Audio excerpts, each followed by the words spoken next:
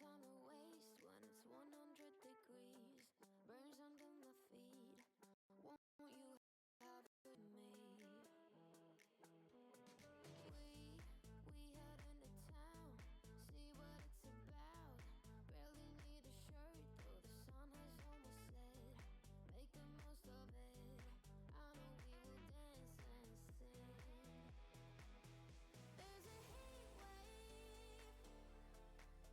There's a heat wave rolling in. There's a heat wave, yeah. There's a party in the streets and the city's on fire. Party in the streets and the city's on fire. There's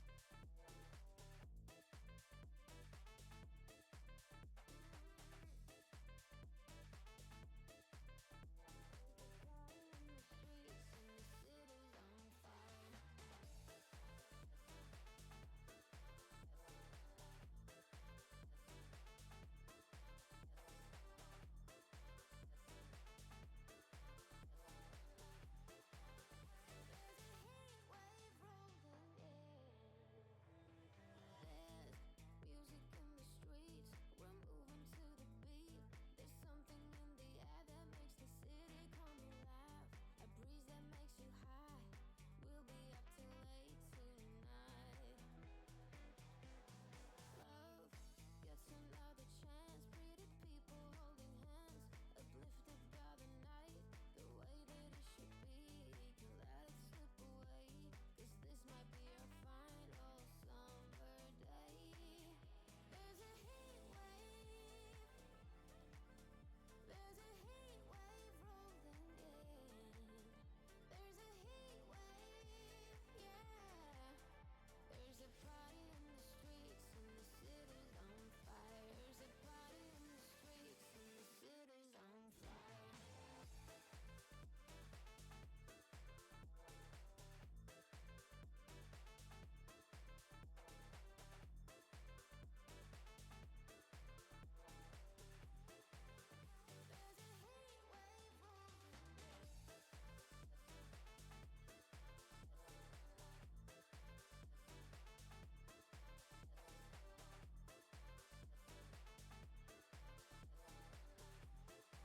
There's a heat wave rolling in. There's a heat wave rolling in. Oh, it's my own damn fault that I've fallen for you. We haven't even.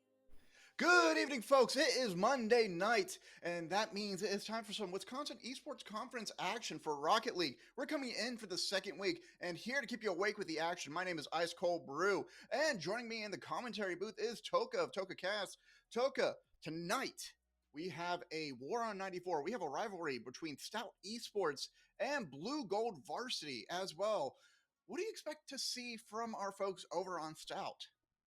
Well, we have a very interesting match today. We have a team who has a lot of potential and has performed well in the past, but hasn't been exactly in form recently into their recent performances. That is in Stout, going against a team who has been in form and has been performing at an extremely high level in Blue Gold Varsity. So it'd be very interesting to see how the dynamic between the two teams work out. We have very good players on both teams, but perhaps the level of form difference between the two teams will be the one of the deciding factors today. I'm inclined to agree. Both teams had a very strong match last week, both coming out at the top of 3 and 0. To recap what happened last week with Stout, they went up against Green Bay, and Volt started off very strong, coming out with 6 goals at the end of the day, with Alpha stepping up and fighting 2 and 3 at the end of the series, 2 in game 2, one more in game 3. Torva finding a goal, but assisting every single step along the way, providing steps for both Volt and Alpha. Volt and Torva, both the veterans at seniors, just working as SSLs. Blue Gold Esports last week, they are currently ranked at number 9. They've actually moved up, if I remember correctly, on the power rankings. Their players, Colonel, Hotshot, and French Fry Frodo. French Fry Frodo led the series with 12 goals throughout the entire best of 3. And they ended the entire match with a plus 16 goal differential against their opposition last week. French Fry and Hotshot also set up, French Fry was set up by hot shot in Colonel 13 times for assist throughout the entire series as well. And it's going to be really fascinating to see how Stout can adjust to that alacrity of French Fry Frodo, who's going to be playing in that 2-3 position, versus the folks over on Stout, who is going to be a lot of Volt leading the charge, but now I'm seeing a lot of potential out of Alpha to find his own chances, and it's going to be reliable in that 2-3 spot. What if you are talking to Stout right now against Blue Gold and you saw their plays last week, you checked the replays and you studied the tape, what is your game plan going into this? How do you prepare for a very aggressive, very fast offense? Well, when dealing with an extremely potent attack, you always have to consider perhaps solidifying your defense a little bit more, making sure that your rotations are on point, making sure that your players don't get caught off guard and get disconnected. Always have to keep the communications up. And when dealing with an extremely powerful attack and in a player like French Fry Photo, you kind of have to perhaps inject yourself into the game more than usual, not let them run their game plan. You have to maybe go for demos, maybe try and throw them off, run some weird plays, don't try and force yourself too much onto the opponent's half. More try and keeping the ball in control in your own half is usually, I think, the strategy to go for against a team like this. But of course, with a team that is in form as Blue Gold is, it's always very difficult to predict how it will go, even if you have the game plan from the start. I'm inclined to agree. And that also shows the difference in the collegiate level as well, is being able to play off that fast speed, being able to set each other up and try to essentially adjust, and that adaptability in between matches. The best teams I have seen in my experience with Rocket League aren't the teams who adjust after one game or two. It's the teams who adjust in the moments, just recognizing after a couple of goals of, okay, we need to rectify the situation. Looking at last week, Stout themselves actually even mentioned like they were not playing to the best of their ability against Green Bay, and a couple of those matches got very close. Game 2 was the only absolute differential between the two, where I believe it came out, if I remember correctly, as a 2-1 at the end of the day. And we are hoping that Stout can pull that together. In the meantime, though, we're actually going to cut to a break. Turns out there might be some roster issues in the moment. So, Toka, we'll be back in just a few short moments, folks. Don't go too far away.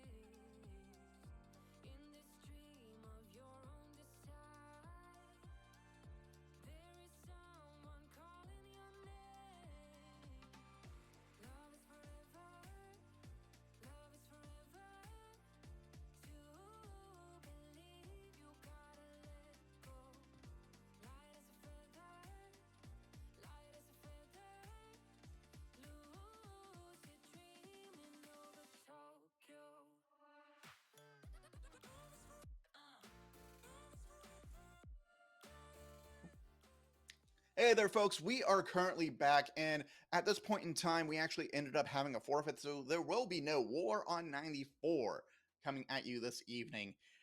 Tough, it happens. Some things don't go to plan, but we have a backup plan. Toka, we have a academy match coming up next. It's going to be University of Wisconsin Stout Academy, and they're going up against Carthage, who currently have a bye, I believe, as well. So this is going to be their first matchup of the week. It's going to be the Carthage Firebirds Black coming up. So with that, I believe we're going to take a 10-minute break. And from there, we're going to come back in and we're going to start off with game 2 of that best of 5 series. So when we come back, we're going to do a little bit of analysis. Oh, no break. No break coming in. Actually, we're going to go ahead and get ready to get set up for game 2. So with that, I do have a little bit of research about Stout Academy coming in, which is they beat University of Wisconsin Green Bay's JV team 3-0 last week, actually. And I can get those stats for you in just a moment, Toka, so you can also look at them as well. But it was a very fascinating setup, too, just because the skill level across Academy is a little bit lower. We can look at the general score line so far throughout the entire thing. League OS for this matchup does not include the goals, assists, saves, and shots from everyone, but you have a general idea of how well Stout Academy played. They came out 1-5 in game 1, game 2, and game 3. They dominated the entire way. Toka, with that in mind, what do you think the mentality behind Stout Academy is going into this best of 5 against a team who got a full-on break last week, just now getting a feel for the conference? Yeah, I think when you're a team who has been playing well and you have been on a streak recently, you're not going to really pay attention too much to your opponent, especially an opponent that you don't know much about because they haven't played in a little bit. You should be focusing on your own game plan, maybe only improve a little bit on some parts that you didn't do too well last time out. But they'll just be continuing to build on what they already have. But we just head straight into the first game of the second match of this best of 5. Now immediately off the back, it's a goal for Stout. No. And just a perfect kick-off goal as well. And it looks like Bob the Huge Man, who actually, if I remember correctly, he was on the roster for varsity last season. And that's fascinating. Even though Carthage took game 1, Bob the Huge Man, now coming in clutch, has been one of the necessary factors on the varsity team, really making a difference on Volt Destroyer and Torva's offense last season, especially for the championship matches that Volt Destroyer was able to pull away. But now we're going into game 2. Carthage has taken game 1 fairly handily. And with that with that initial lead, do you think they continue this confidence? And what should be the big focus as they are working through their rotations at the moment? Oh, they could definitely force a few more goals. They try and build a lead and then try and defend and then protect that score lead, because 1-0 is always such a tentative scoreline. You can't really play your entire game around a 1-0 lead. So definitely they'll be looking to put a few more goals in. But with this lead, does mean that they can slow down a little bit. Don't have to take too many risks and of course make any unforced errors. But there's one, and Carthage equalizes with a goal from Echo. And I love this pass out from Mando off the backboard, pulls out the defense, forces a double commit at center line, and Akko able to drive home, just catches that redirect and prepares so well for that pass. Ready to receive. Now Bob the Hugeman setting up the offense. Going to go back. I believe that's Trey was 52. As Akko fires, that's going to be a little bit late on the last spin. Yells it and will not be able to find that save. Alright, so Carthage is finding a way into the Stout's defense here, forcing the Stout defenders to come out into the center line of the pitch, and then when the time comes, throws the ball deep, bounces off the backboard. There's always a player to catch that cross. So Stout maybe needs to not overcommit too much on this high press, and not allow Carthage to pull their formation apart, which is the main reasons that are giving Carthage these goal scoring opportunities here. To agree. Bob the Huge Man currently challenging out of the corner as Trewa just caught flat-footed. Echo able to just find the top shelf here. Just comes in after that immediate challenge and ends a pop up. Treyway just not able to get that catch. It's rooted there. Maybe needed to do a bit better, but perhaps also at the same time, Stout shouldn't be letting Carthage get these clean shots off from long range like that. It's to start closing off these passes a lot earlier before the chance was even formed in the first place. But a 1-0 lead just has dissipated extremely quickly now. A 3-1 lead for Carthage, so Stout has to slow down a bit, has to think about it, and quickly adapt, find a way back to this game. Now Mando, center line, has that opening trade, tries to cut Oh, off the shot off the backboard, but Mando picks up his own pass and drives it back down. The defensive side is catching Trey just off guard the entire time. Bob the Hugeman trying to come in to help out.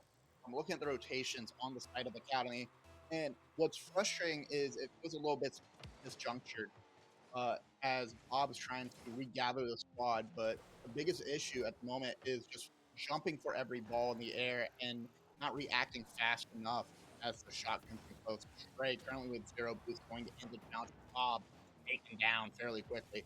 Toka, half the game has left. There's 3 goal difference. Can they catch up in time? And what's the necessary factor that Stout Academy needs to pick up in order to catch up?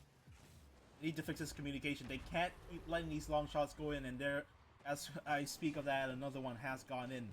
They keep getting caught off guard because these shots, and mainly Trey, I think, is to blame here. Not wanting to point any fingers, but the truth is he has been caught off guard. He's been on defensive duty, and a lot of times he's allowed these shots to either go onto that on that back wall and bounce off for a shot taker on the side of Carthage, or a lot of times Trey has not been in the correct position to defend or save these shots. So definitely, perhaps they need to either have another player back him up in that defensive position, or he needs to just get himself back together here, because his whole team is getting disconnected. And perhaps a lot of times it's just from one player's mistake. Another factor as well is just boost management. I'm looking at folks, and currently they have enough. You have Bob the Huge Man getting ready to pick up this ball at center. Trey cuts it off.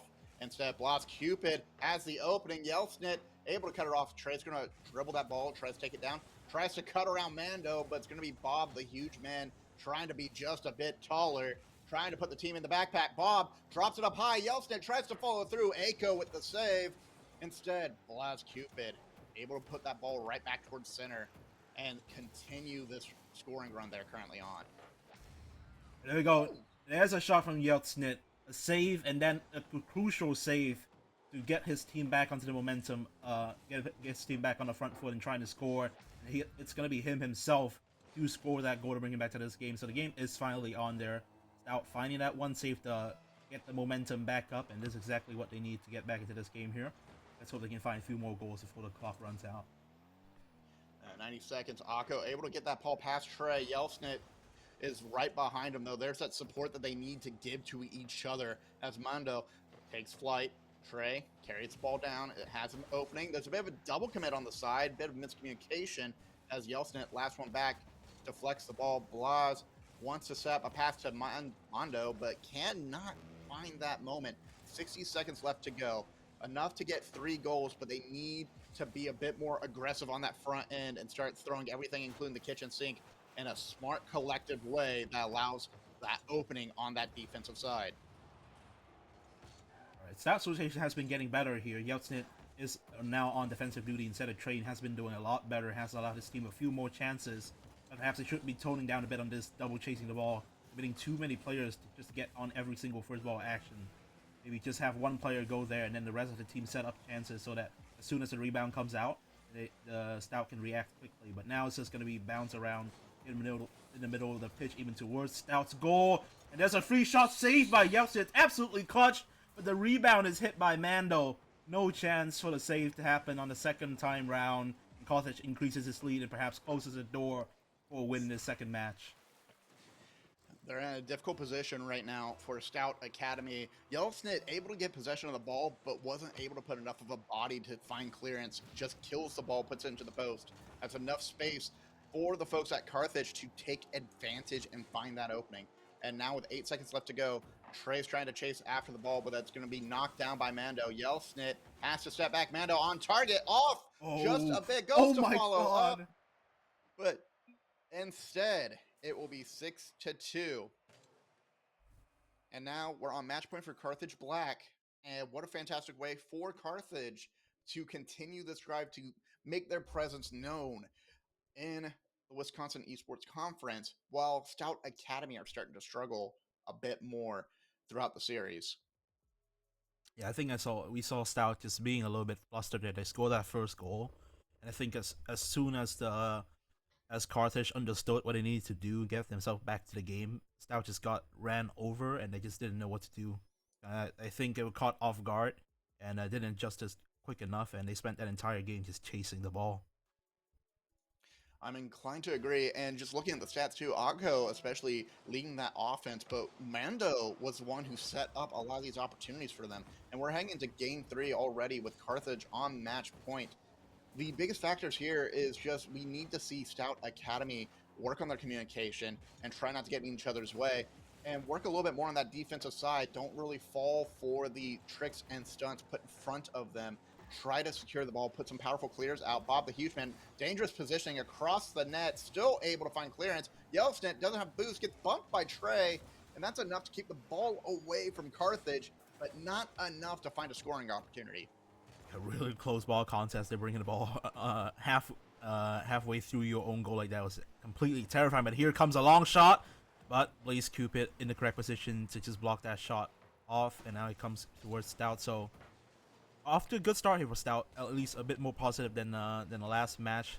Not letting Carthage have too much of the ball, have too much of the pitch, and not letting these chances come easy to their opponents. So Stout, first step is done. There's a demo onto Mando, and Yelsnit there off the rebound of that demo's explosion launches the ball to him, and he scores into an open net. So that's some really good assists. Look at that. Trey into the demo. Bam. No more defenders to block the goal. And Yelsnit in a completely open position, an open net. Of course, he's going to convert those chances. Able to convert very well, and that's some excellent example of chemistry and communication. Trey, not really needing to make a goal, just needs to put that ball close enough. Speaking of putting it close, Bless Cupid cannot find the mark. Cupid's arrow just off target, deflected by the defense. And just a real quick update, Varsity won game 1 6-0 against their rivals, and it looks like Academy is trying to use that momentum to find their own comeback as well. 90 seconds gone by as Akko fires. Oh, that's a great shot. Just can't reach out far enough, Tolka. Wow, look at this. Super tough angle and just misses it by a little bit there. Stout couldn't save it at all. So there we go. Carthage manages to tie it up to 1-1 here, but perhaps Stout again needs to block these long shots. Remember, a lot of the chances came from these shots from mid-range. Perhaps didn't hit the target, rebounded, and another player collected it. Or a lot of times like these, they just scored directly from afar. So Stout needs to limit these chances. So far, that's the first step. A good save from Trey, and they need to build off the back of that. And Blast Cupid still keeping this forward momentum, but a bit of disruption on that touch. It's going to allow Trey to carry that ball, pass upfield to Bob Hugeman, but Mondo will cut that one off, trying to take possession. Clears out the path with the rifle, just taking out Yelsnit. But a soft lob from Blaze Cupid is not going to be enough to take off the goal and try to pull out that defense. It provides still another opportunity for them as they continue to attack the center line, as they continue to attack the mid lane. It's going to be a very tight matchup as Bob tries driving straight towards the net, and Mando misses. Yelsnit, good save. Clear it the way, though. Get it out of here halfway through the game 3. Ooh, oh, and a shot. Huge man. Bob is making himself big in the sky there. A save from Mando, but turned into an assist for Bob. So a messy situation right in front of Carthage's own goal line. My God, it's this absolute pandemonium going on here at the halfway mark of this game. Has already passed, but now in the lead. Perhaps we'll have to want to consider maybe calming this game down a little bit, because it's been absolutely chaos so far.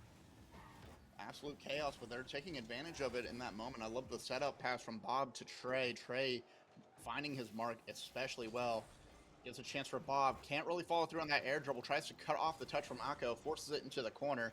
And here comes the gathering of bodies as everyone dives in on that ball. Trey trying to cause confusion. Mando missing the touch on the ball. He's going to send it out wide. And that's a drop down. Bob the Huge Man just a bit too tight.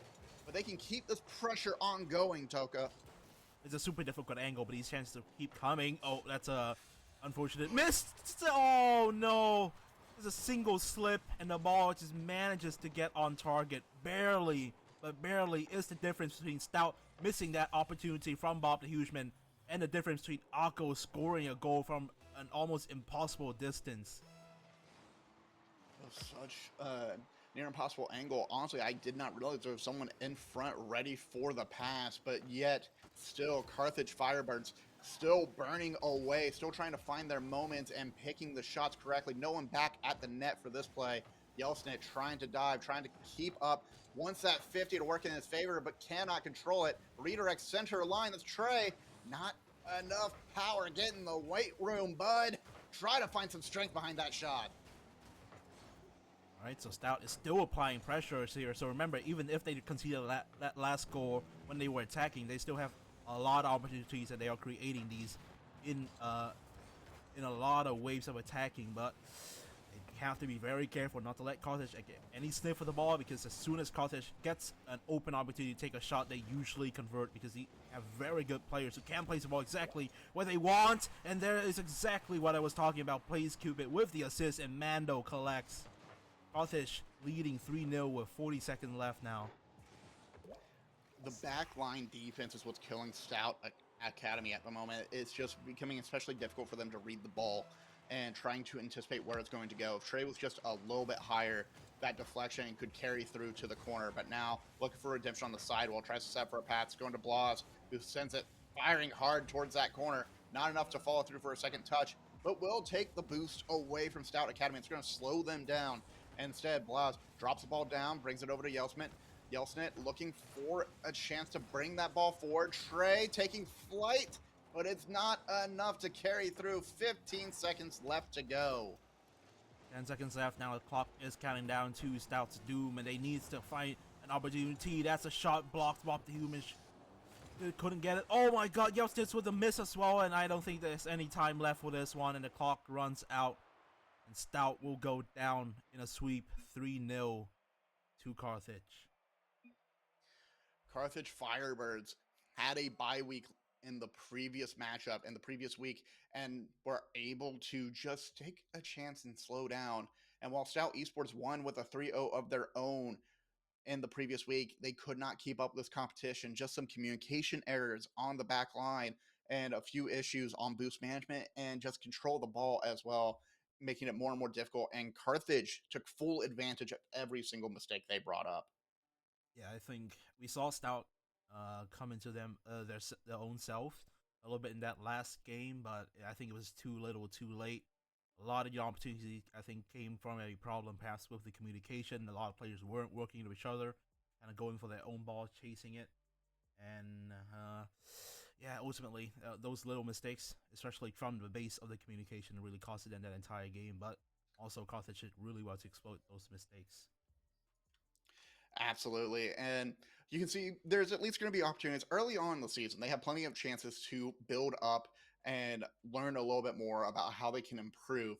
I There are a few training packs back there that can teach you about guarding that back line, being prepared for that final pixel defense that you need to play off of. Backboard defense being especially vital, in my opinion, for Stout Academy. And in the meantime, though, as these players take a break and they take a chance to roll through, Toka, looks like we might be heading back to varsity as well. We're going to go back to the Stout Academy varsity team, and go back to the War on 94 to watch the action as everything blows up. Again, varsity up 1-0 in game one, waiting for the results of game two, but we will be heading into game three when that is ready to go. Just to check in with our producer. We are currently being produced by Bent Up as well, who is taking care of us, keeping us ahead of the action. So as soon as we get the word from him, we will probably be heading off that way. Yeah, I think it's just action on action here, game after game. But it appears that we will have a little break before we continue with the action. action with Stout Varsity. Will be back soon after the break.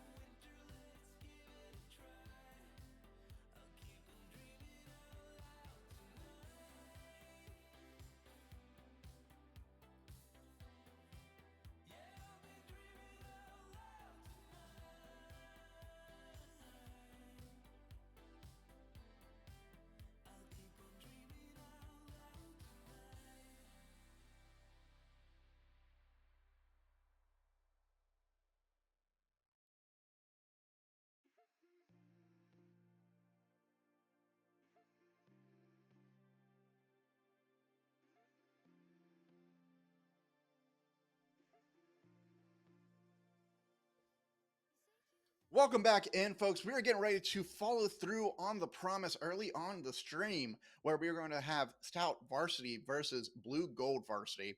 And we are currently going into a series that's about to be sweep. It is current in favor of the folks over at Stout Varsity, and it ended at 2-1 with a 2.5-minute overtime, Toka. Yeah, that would have been insane to either watch a spectator, especially if you were a player on both sides of the team. 2 minutes of overtime, man, that can run anyone's heart rate super, super high. But luckily for us, we have more Rocket League action to come, and it's starting to be another sweep. Unlike the last one out, we saw Stout Varsity Stout Academy go down. Perhaps this time it will be Stout Varsity, their main team, that would take it. We are getting ready to go into this moment of action. And just some quick shout outs on the board. We have, I believe that's Alpha at the very top of the board, who scored a goal at the very end, along with Volt Destroyer on the pitch. And they're currently playing with the Goose. They're rocking the blue, while Claire Blue Gold is rocking the orange. Twitch Hotshot, RL, Colonel, and Multi Slices, who I have no research on at the moment, sadly, are currently on the pitch. But we know that Hotshot and Colonel can set up passing plays efficiently and very well, but let's look at how they're going to start setting this up as Multi Slices takes flight, tries to control that ball to Hotshot. This matchup hasn't been too attacking so far. It seems that Stout has been able to slow it down, make it a bit more defensive, more tactical game, limit Blue Gold's chances, who has been a team that, as you mentioned at the start of the stream, an extremely attack-heavy team. So it's really good for them just to block it off, and it will be Stout to strike first blood in this perhaps deciding game here in this matchup. And look at Goose as well, just taking command and follows that ball through on the corner and just quick follow-up with some power. Finds that corner pixel on the hitbox of the Finnick. That gives it a little extra oomph to put it over the defense, forcing Colonel to just kind of watch as the bombardment continues going into Game 3. Now, one goal ahead, Stout Esports just need to focus on defending their backline. Here comes Goose carrying that ball across. He's going to try and set up for a center pass. That's question mark. Alpha up top shelf will drop it down, and that's a 2-goal lead for Stout. Really good shot from long distance. Look at this. Wow, what a tough angle and maneuver to get that flick off. So Stout 2-0 up, so good lead here. They'll just keep holding on to it. Perhaps a lot of chances building off to this momentum and force a few more goals in as well to build build up that lead to finish off this matchup. And I just got word from our producer. It turns out Goose is Torva. Volt Destroyer will pick up the pass from Question Mark and lock in, who I believe Question Mark might be Alpha as well, if that's the case. But very smart play from Question Mark to drive that ball to the post side, pull out that defense, make them panic, and then set up Volt once again for that center line drive. That's the typical bread and butter for Stout. That's how they set up their offense, and it's been such a reliable play for themselves as Colonel tries to put in a shot of his own, tries to give the command, but will not fall through. Bolt upfield towards the half-court line, back to Question Mark. Stout is taking this match point by the scruff of its neck right now, commanding lead and a dominant performance so far, perhaps unexpectedly off the back of that last game, which was so tight.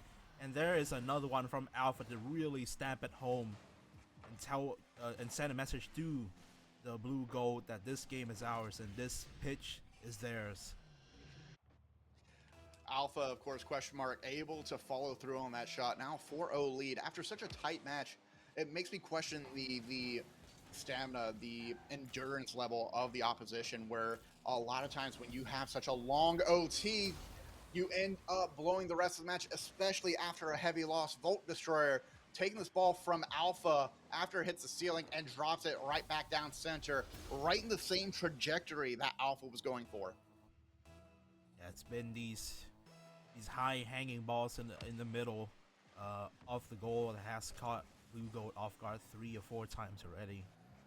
I think it's a matter of how many Stout can score and not if they can win this match anymore. And I think, yeah, as you mentioned there, I think blue gold off the back that OT loss, you play 2 minutes and 30 seconds plus of overtime and you lose. It's always going to be heartbreaking. A lot of teams can't bounce back with that, and I think it might have been affecting blue gold's mentality coming into this game. And well, it's evident that it has, and Stout is exploiting that to its maximum capability here. I'm inclined to agree, and there's always this magic number I talk about in threes, especially at high level, where once you have 3 goals, it's basically just play defensive and play smart. But honestly, if you get double that in this time, Volt Destroyer coming up the ceiling for a bar down ski, taking a 6-0 before we even hit halfway through game 3. What can you do as blue gold in this moment? I think as blue gold, you just got to try and not let them reach double digits here. Just limit the damage, really. And perhaps maybe this is the time to just forget it all. You know, I mean, you already know that you're not going to have a lot of chances to make a comeback in this game, so why not just enjoy? Maybe do something crazy. See what you can muster, maybe get a goal in. A consolation goal is better than no goal at this stage. But most importantly, I will be trying to at least execute the game plan a little bit and limit Stout's opportunities and not let them keep running them over, running the score up anymore. Absolutely. And 3 players in the goal.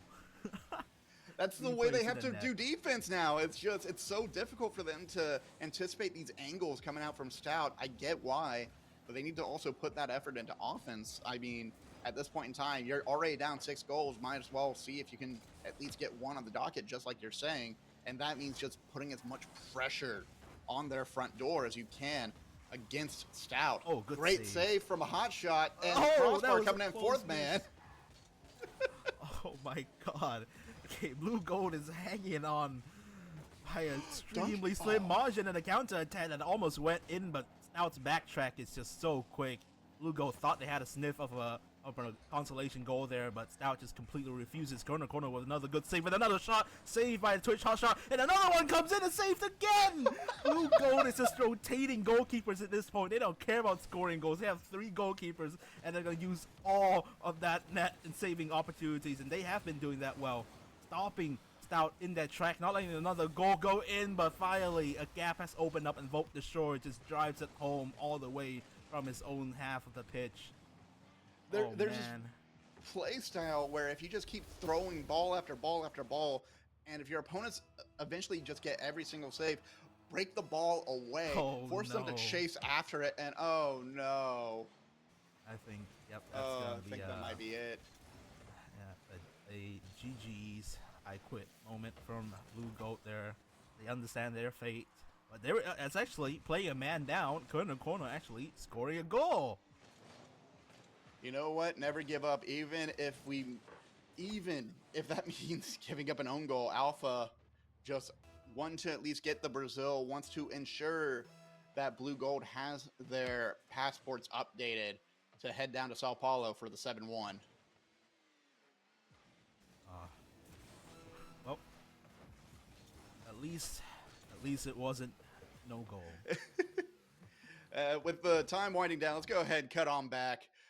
Toka, we got to see a 3-0 in complete opposite directions here. We got to see two Rocket League matches of two very different results. What a wild time. Yeah, it was. I think it's a very good point you brought up the contrast between the two games that we have observed so far. The first one, of course, we saw, of course, a blowout at the start, but the Stout Academy teams trying to go back, and it was a very close game at the end there as well. But this game is a complete one 360-degree 180 flip opposite of that, and Stout just running the score up, not a care in the world, and of course forcing the other team to mentally put down a controller and yank the LAN cable off. Yeah, that's just sometimes that happens. Sometimes you get blown out, and you just have to shrug your shoulders and prepare for next week. But Toka, you and I can at least prepare for tomorrow because tomorrow you and I are working together again. We're actually going to be covering Valorant this time, where Stout Esports will be coming back, and it's going to be against the WCTC varsity Valorant team. Waukesha County Technical College will go up against the folks at Stout, who came off a very, very well done 1-0 against the Falcons, 1-2-1, sorry, against the Falcons last week. So I'm very excited to see how that action breaks out coming into the next week. Anything we should look forward to tomorrow? Yeah, I think it'll be very exciting, especially that we head into a Valorant match, which is a esports that I actually know more than one thing about. So I think it'll be interesting, and it's been great so far, especially with some technical issues. But finally, be able to actually watch some Rocket League today was definitely fun, and I'll be looking forward to tomorrow, as I also expect our audience to as well. Thank you all for coming and watching today's esports matchup. We'll see you tomorrow. I've been Toga. Join me as an Ice Cold Brew. Thank you, and see you next time.